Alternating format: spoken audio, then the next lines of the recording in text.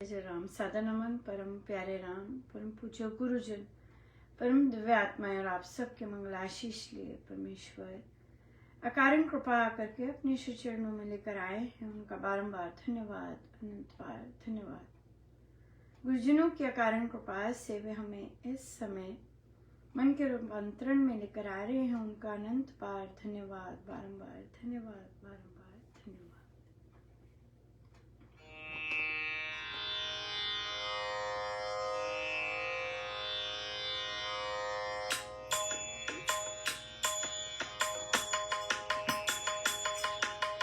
तेरे बिन और नहीं जाना, गुण गावा नित तेरे।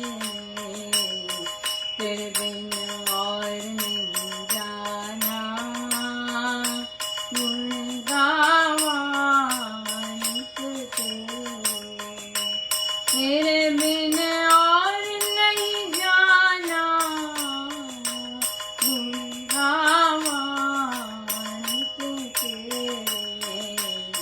तेरे बिन और नहीं जाना, गुण गावा नित तेरे।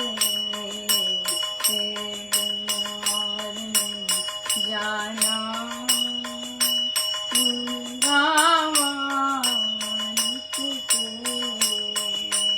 तेरे बिन और नहीं जाना, गुण गावा नित तेरे। तेरे बिन और नहीं जाना, गुण गावा नित तेरे। तेरे बिन और नहीं जाना, गुण गावा नित तेरे। तेरे बिन और नहीं जाना, गुण गावा नित तेरे।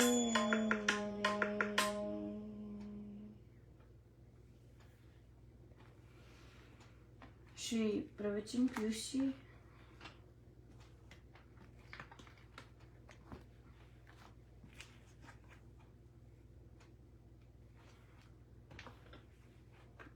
पेज 151। माला के विषय में श्री महाराज जी ने एक बार कहा, माला जप में बड़ी सहायक वस्तु है। इस पर प्रतिदिन कम से कम 10,000 का जाप करना चाहिए। इसे बड़े आदर से पवित्र स्थान पर सुरक्षित रखना चाहिए। टूटने पर या बहुत पुरानी होने पर बदली जा सकती है। वैसे तो माला चंदन, तुलसी, रुद्राक्ष आदि किसी भी वस्तु की बनी हो सकती है, पर हम ऊन की बनी हुई माला का प्रयोग करते हैं। माला किसी भी रंग की हो सकती है। अब श्री महाराज जी की आयु 98 वर्ष की थी, तब भी वे माला फेरा करते थे। उन्होंने कहा था, माला पर राम नाम का जाप नहीं छोड़ना चाहिए। इसे साधकों को अपनी जीवन का एक परम आवश्यक अंग बना लेना चाहिए। मैं जानता हूँ कि जो मैं करता हूँ वह साधक भी करते हैं। साधकों के आगे एक आदर्श रखने के लिए मैं इस आयु में भी प्रतिदिन माला पर जाप करता हूँ। साधना सत्संग हरिद्वार, अप्रैल। या सो बिल्कुल स्पष्ट लिखा है, राइट, कि 10,000 का जाप होना चाहिए। आप नोटिस करेंगे यहाँ माला कैसे करनी है, इसकी कोई विधि नहीं महाराज ने उसका निर्देश दिया। माला जपनी चाहिए। ये नहीं कहा राइट हैंड में पकड़ी होनी चाहिए, ये नहीं कहा इस उंगली में होनी चाहिए, ये नहीं कहा इस उंगली में नहीं होनी चाहिए। ऐसा कुछ नहीं है। सो माला कैसे भी जपी जा सकती है। आदर भाव होना चाहिए डेफिनेटली। सो इसलिए और किसी भी रंग की हो सकती है, राइट, ये भी है। और उसके बाद या टूटने पर, पुरानी होने पर बदली जा सकती है। अब कहें कि कहाँ कहें हम अपनी नदियों को साफ रखेंगे, राइट। हम नहीं चाहेंगे कि हमारी नदियाँ पोल्यूटेड हों जब हम उसमें चीज़ें डालें इस तरह की, राइट। बहुत मेहनत कर रहे हैं, बहुत जगह पे लोग बहुत मेहनत कर रहे हैं कि भारत की नदियाँ बिल्कुल साफ हों। तो उसके लिए समझ बहुत आवश्यक है कि हम अगर माला हमारी पुरानी हो गई है, टूट गई है, हम क्या करें? Yes, compost. यस, ऐसी चीज़ों के लिए अलग अलग गमला, अलग अलग चीज़ें रख लीजिए ताकि उसमें हम केवल सूखे पत्ते, पानी और इस तरह की चीज़ें, कागज़, ये सब डालें, ना कि और कोई चीज़ें, राइट। या और कोई कंपोस्ट की नहीं, पर कंपोस्ट बहुत अच्छे से हो सकती है और अपने आप बड़ी अच्छी जगह, सुरक्षित जगह है, हमने डाली है और हमें कोई चिंता नहीं है कि कहाँ गई, हमने प्रदूषण तो नहीं फैलाया। बहुत ध्यान रखना यार। बहुत ज़्यादा, बिल्कुल। बहुत सारे लोग ऐसी सर्विसेज अपने अपनी जगह पर कर सकते हैं रिसाइकलिंग की। ऐसा कोई आपके पास धन है और आपके मन में आइडिया आता है, आपके बहुत ज़्यादा हरियाणा के जगहों पे रिसाइकल नहीं होता है, गीला वेस्ट और सूखा वेस्ट अलग अलग नहीं होता है, लेकिन गंदगी बेटर हुई है। लेकिन आप गीला वेस्ट और सूखा वेस्ट को अलग अलग करवा सकते हैं। अगर आप में क्षमता है, अपनी कॉलोनी में कर सकते हैं, रिसाइकल बिन्स बांट सकते हैं, बड़ा कुछ किया जा सकता है। सो मैं कई बार शेयर करती हूँ कि इसी उद्देश्य से कि कोई ना कोई अपने अपने अपने नगर में, अपनी कॉलोनी में इस तरह की चीज़ स्टार्ट करेंगे। यस, बहुत सुंदर है। अगर हमने बहुत सुंदर राम नाम लिया है और हम समाज में इस तरह का काम करना चाहते हैं, सो कीजिएगा, बिल्कुल। बहुत ही अच्छा। सो प्रश्न आया कि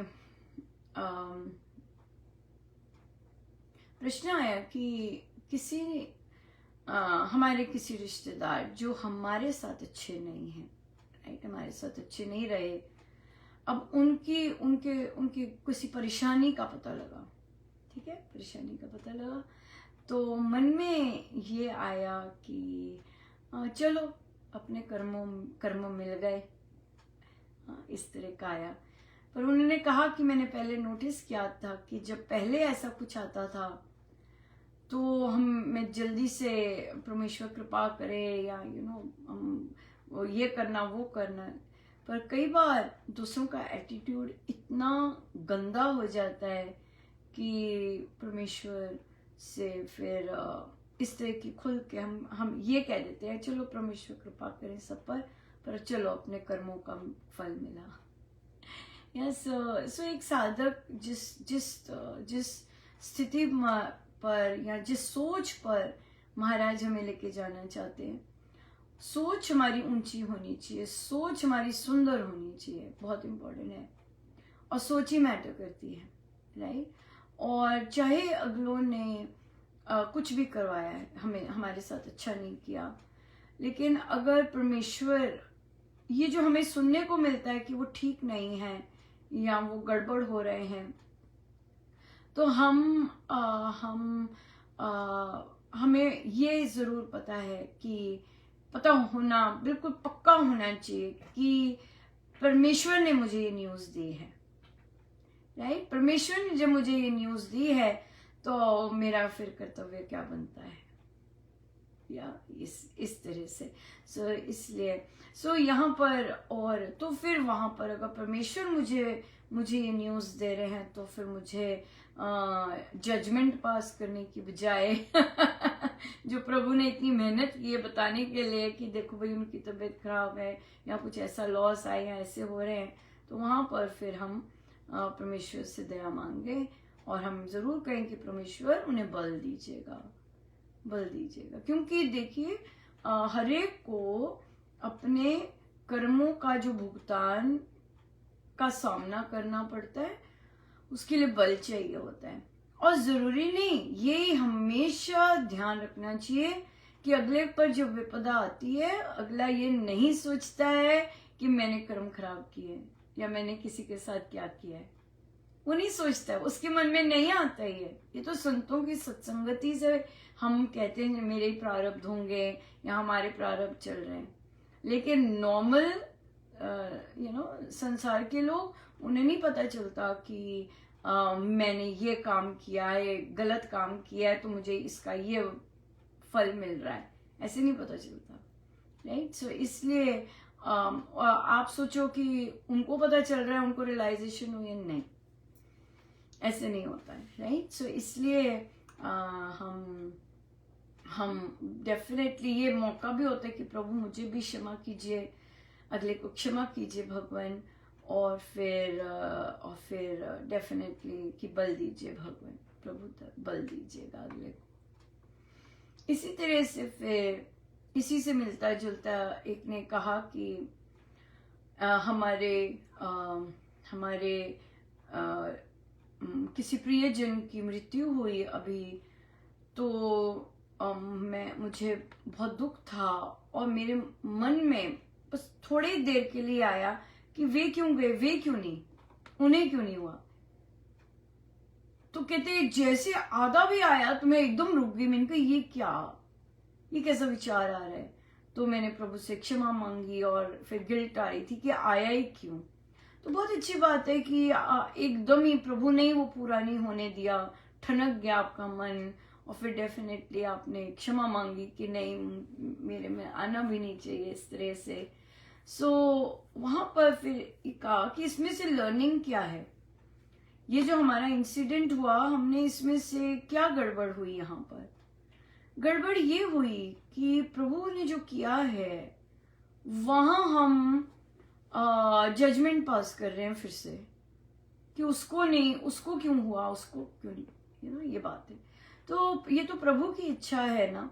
और रही बात कि अगर कोई वे साधक है, राइट, वे साधक रहे और बहुत पीड़ा में है, तो प्रभु उनको सफाई ही कर रहा है, राइट। वो उनकी सफाई कर रहे होते हैं कि भाई हल्का होके आत्मा जाए, और रेदर देन की बाद की पीड़ा अभी की पीड़ा हो रही होती है, राइट। सो इसलिए प्रभु की करनी में दोष नहीं निकाल सकते, प्रभु की करनी में ये नहीं कह सकते कि प्रभु ने इनको क्यों किया, इनको क्यों नहीं किया, नहीं। और चाहे हम लोगों को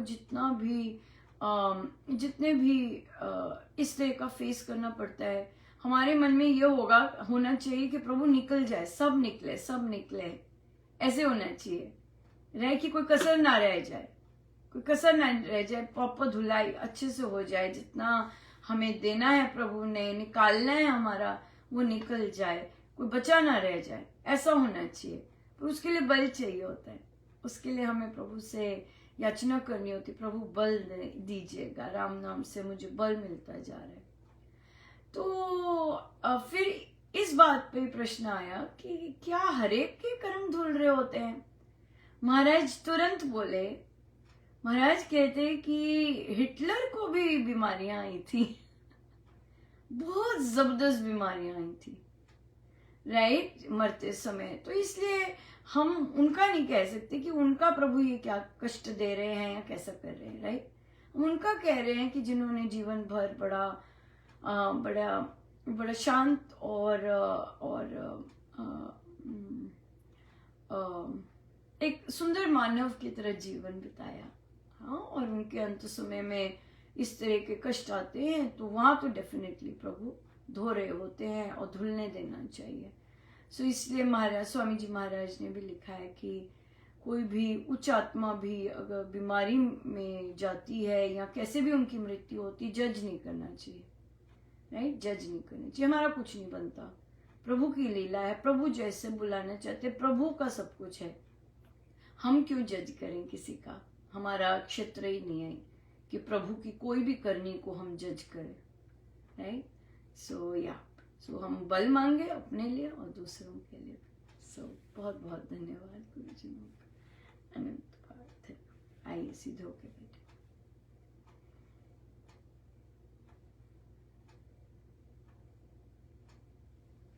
सब गुरुजनों का उनके श्री श्री चरणों में जय जय राम।